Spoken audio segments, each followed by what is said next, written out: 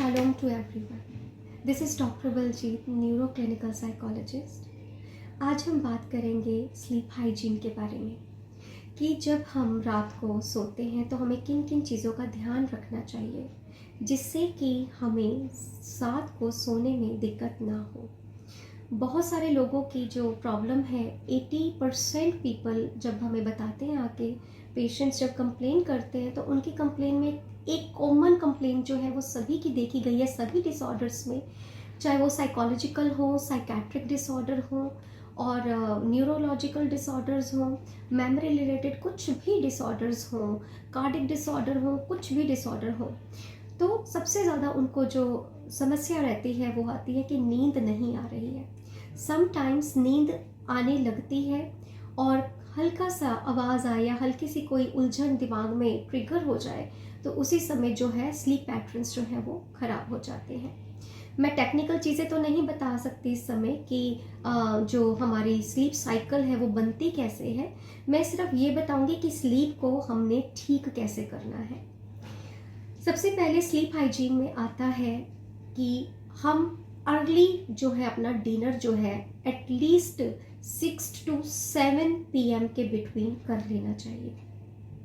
जो एक scientific clock है, एक बायोलॉजिकल क्लॉक है, उसके तहत जब हम 7 बजे तक अपना डिनर जब है ख़त्म कर लेते हैं और लेट नाइट नहीं खाते, और अगर हमें लेट नाइट खाने की आदत है, अगर वो आदत रहती है तो ज़्यादा चांसेस होते हैं एंजाइटी के, ज़्यादा चांसेस होते हैं स्लीप प्रॉब्लम के. और अगर आप रात को सोने से पहले अगर कोई आप कॉफ़ी या चाय या कुछ ऐसी चीज़ ले लेते हैं जिससे कि आपकी नींद जो आने वाली होती है वो भी नहीं आती, तो उसमें भी जो दिक्कतें हैं आनी शुरू हो जाती हैं. तो स्लीप हाइजीन के लिए सबसे पहले हमें अपना डिनर टाइम से करना है. 6-7 बजे के बाद आपको कुछ नहीं खाना, नॉट इवन कुछ आप चाय कॉफ़ी कुछ नहीं आप ले सकते. तो सिर्फ आप 1 कप ऑफ मिल्क ले सकते हैं, वो भी according to the prescription of a doctor. कईयों को अगर प्रॉब्लम है दूध से है तो वो भी उनके लिए हानिकारक हो सकता है. Second thing, before going to bed hygiene yourself. कैसे हाइजीन कर सकते हैं? Go to brush, teeth brush.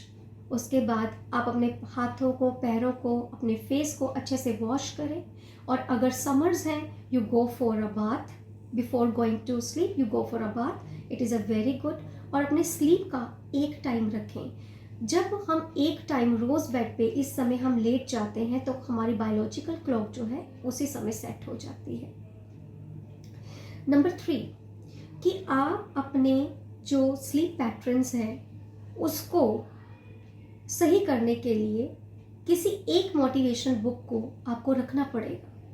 For example, जैसे आप कोई भी एक बुक रेफर करें जिसमें सिर्फ और सिर्फ पॉजिटिव थॉट्स हो, आपके एजेंडा रिलेटेड हो, आपके काम के रिलेटेड चीज़ें हो. आप उसको रीड करें. रीड करने के बाद आप उसको डायरी में क्या आपने रिसीव किया उसको जर्नलिंग फॉर्म में ज़रूर लिखें. उसके बाद क्या होगा कि आपका माइंड एक चैनलाइज तरीके से काम करना शुरू हो जाएगा. और धीरे धीरे जब आप कॉन्शियसली ऐसी एक्टिविटी में इन्वॉल्व हो जाते हो तो सब कॉन्शियस माइंड उसको अडेप्ट करना शुरू कर देता है. जब आप किसी भी चीज़ को 21 डेज तक करते हैं तो ये साइंटिफिकली प्रूफ्ड है कि वो चीज़ें हमारा ब्रेन जो है अडेप्ट करना स्टार्ट कर देता है. जो आप कॉन्शियसली कर रहे हैं अगर वो सही नहीं है और आपकी बॉडी के लिए वो सही डायरेक्शन नहीं दे रहा तो याद रखिए वही आपके सबकॉन्शियस माइंड में चला जाएगा और वही चीज़ें जो होंगी आपको फिर ख़राब करना शुरू कर देंगी. आपको स्लीपिंग पैटर्न्स को ठीक रखने के लिए आपको हाइजीन में सबसे पहले आपको काम करना पड़ेगा. नेक्स्ट, जब आप रात को बिब्लोथेरेपी जो हमने राइटिंग और हमने जो रीडिंग की है उसके बाद एक साउंड प्रूफ जो है एक म्यूज़िक जो है वो आप ले सकते हैं जिसमें कि सूदनिंग म्यूज़िक होता है.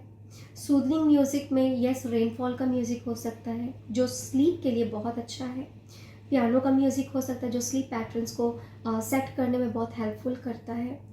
और उसके बाद विजुअलाइजेशन करें. विजुअलाइजेशन एक ऐसा प्रोसेस है जिसमें आप अपने गोल्स को सेट कर सकते हैं रोज रात अगर आप अपने विजन्स को विजुलाइज करके सोते हैं तो उसके 100% नहीं 200% चांसेस हैं कि वो आने वाले दिनों में वो चीज़ें होनी शुरू हो जाती हैं। वैसे सिग्नल्स आपको मिलने लग जाएंगे क्योंकि आपने कॉन्शियसली किसी चीज़ को क्या कर लिया है, अडेप्ट कर लिया है और उसकी प्रैक्टिस में आप दिन रात लगे हुए हैं।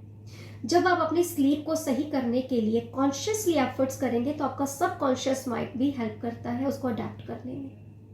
और जब आपका सबकॉन्शियस में ये बात बैठ गई है कि इसने अपनी स्लीप को ठीक करने की ठान ली है तो आपका स्लीप पैटर्न जो है ऑटोमेटिकली सही होना शुरू हो जाता है।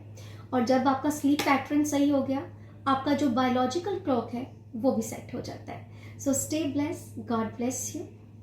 आई होप कि it will help you in your sleep patterns. Stay blessed all.